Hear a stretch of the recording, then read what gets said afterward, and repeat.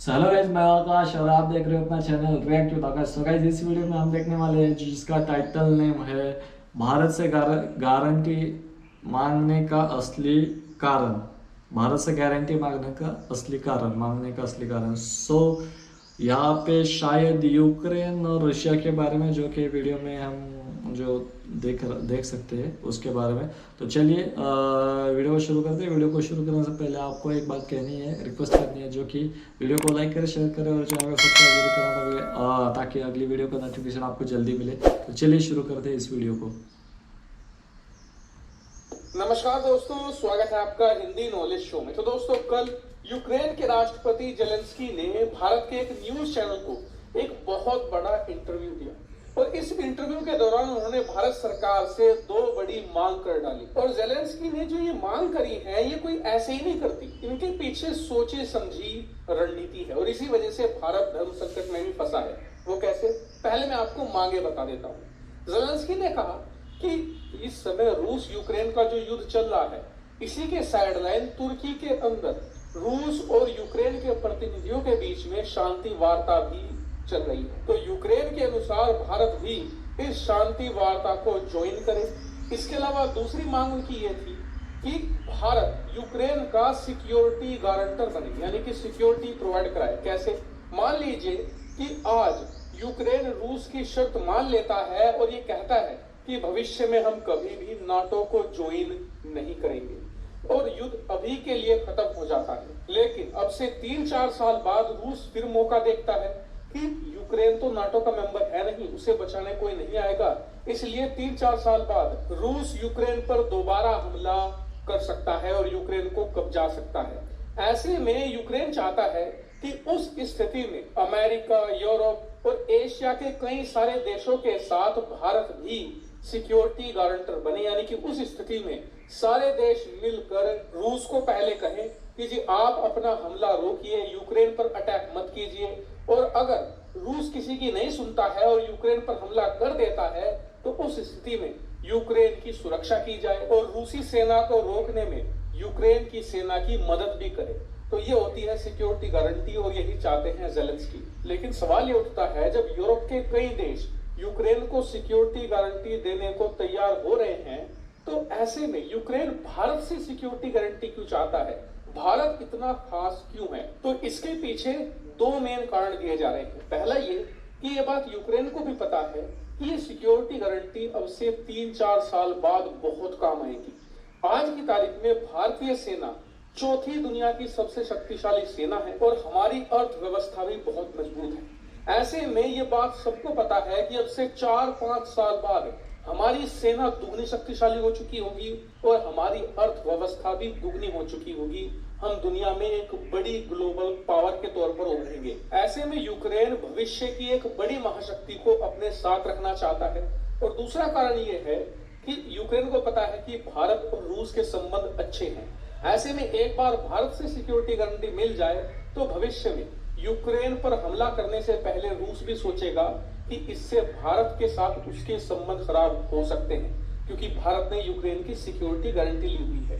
ऐसे में हमले की स्थिति में भारत और रूस आमने सामने खड़े होंगे। लेकिन अब मेन सवाल यह है कि क्या भारत यूक्रेन का सिक्योरिटी गारंटर बनेगा? तो आपको साफ बता दूं कि अगर यही डिमांड रूस ने करी होती कि जी भारत रूस का सिक्योरिटी गारंटर बने, अगर कल को यूक्रेन नाटो का सदस्य बने या नाटो यूक्रेन को बचाने आए, तो भारत रूस का साथ दे। तो आपको बता दूं कि भारत आज की स्थिति में पूरी तरीके से न्यूट्रल है। ऐसे में हम रूस का भी प्रस्ताव ठुकरा दे, ये तो फिर भी यूक्रेन है।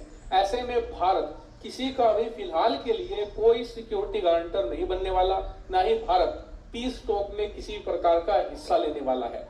हालांकि आप लोग मुझे कमेंट करके बताइए कि क्या भारत को यहाँ पर सिक्योरिटी प्रोवाइड करानी चाहिए यूक्रेन को, या फिर न्यूट्रल ही रहना चाहिए? कमेंट करके जरूर बताइएगा। फिलहाल वीडियो में इतना ही। Thank you very much for watching.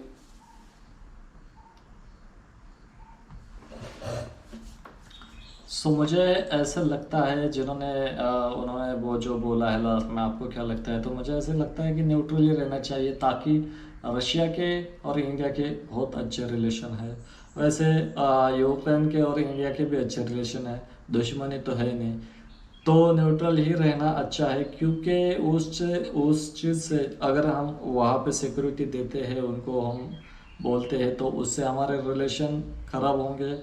बाद में उस जब रिलेशन ख़राब होंगे उसका फ़ायदा कोई थर्ड वाली कंट्री लेगी, तो उससे अच्छा है न्यूट्रल ही रहे।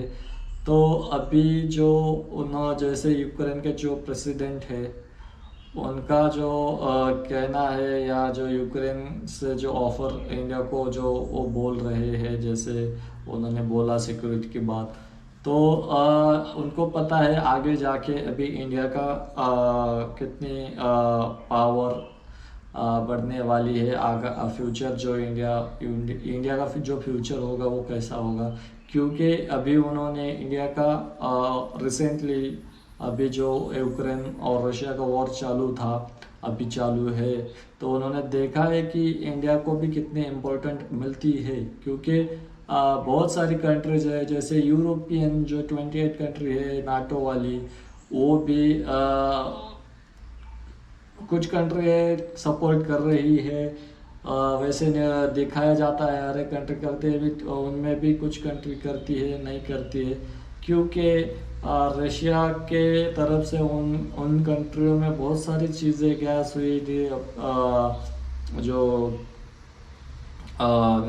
वेपन्स हुए, उसके बाद जो अब हम बोल सकते हैं पेट्रोल डीजल जो क्रूड ऑयल है, उन चीज़ों को रशिया से लेते हैं, तो हर चीज़ में उनको भी दिक्कत होगी। रही बात इंडिया की, तो इंडिया अभी आगे सुपर पावर जो हम कहते हैं उस टाइप का होने वाला है। जैसे इंडिया जैसे जैसे अभी हम 2022 में है, हमारी ताकत अब इतनी है, तो 4 साल बाद हम सोच सकते हैं कितने हम आगे जाएंगे। तो हमारी जो अर्थव्यवस्था है वो भी दिन ब दिन बढ़ रही है। हम जो कि वीडियो हमने देखी उसमें भी देखा है, इतिहास में पहली बार भारत का नंबर 1 पे है। जो हमारी यूक्रेन और रशिया के जो वॉर जो है उससे हमें बहुत सारे बेनिफिट हो रहे हैं। तो उन चीज़ों में से हम जो यूक्रेन का जो उन्होंने बोला है उस चीज़ से हम अगर दूर रहते हैं तो इंडिया के लिए अच्छा होगा, क्योंकि उससे इंडिया पे डायरेक्टली कोई असर नहीं होगा। और रही बात बाकी जो कंट्री है वो भी फिर हमें प्रॉब्लम क्रिएट कर सकती है, ताकि क्योंकि अभी जैसे रशिया को बहुत सारे बैन्स उन पे लगाए हुए हैं, तो कुछ कंट्री है उनको जैसे अभी पाकिस्तान का सीन जैसे कुछ हुआ है, वहाँ पे भी 2 दिन से मैं देख रहा हूँ रशिया और अमेरिका का भी कुछ हो रहा है पाकिस्तान को लेके। फिर रही कोरिया की बात, चाइना भी थोड़ा उनका और अमेरिका उनको ऑलरेडी बोल चुके हैं, अमेरिका भी आप वहाँ पे मत करो। सो उन चीज़ों से दूर ही रहे, क्योंकि हमें आगे बढ़ना है, हमारी कंट्री को आगे बढ़ना है। तो बहुत सारी चीज़ें हैं जो कि मैटर करती है। सो न्यूट्रल ही अच्छी चीज़ है। तो चलिए इस वीडियो को यहीं पे ख़त्म करते हैं, मिलते हैं अगली वीडियो में। आपको कैसी वीडियो लगी आप कमेंट बॉक्स में बताना, और वीडियो को लाइक करें, शेयर करें और चैनल को सब्सक्राइब जरूर करना। मिलते हैं अगली वीडियो में, तब तक के लिए बाय।